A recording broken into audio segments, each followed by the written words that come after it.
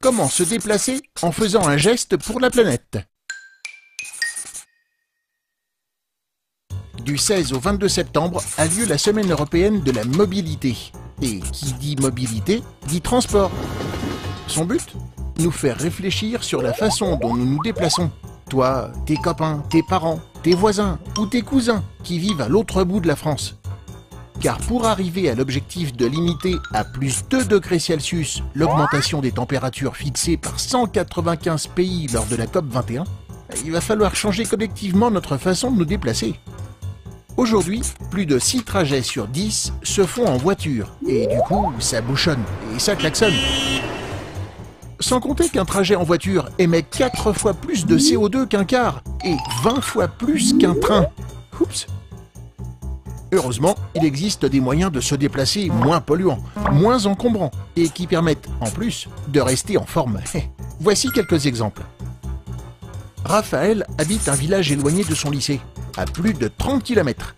Terminé les accompagnements en voiture par ses parents, il a décidé de prendre le TER matin et soir.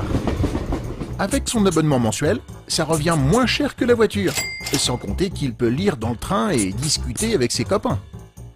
Anne habite trop loin de son travail, mais pour éviter de prendre sa voiture tous les jours, elle pratique le covoiturage. Du coup, c'est moins de CO2, de nouvelles rencontres et des économies. Les frais d'essence étant partagés, elle a pu s'offrir le stage de voile dont elle rêvait. Pierre habite en ville. Il est fatigué des bouchons matin et soir. Il a décidé de vendre sa voiture et d'utiliser le vélo en libre service pour se rendre à son travail.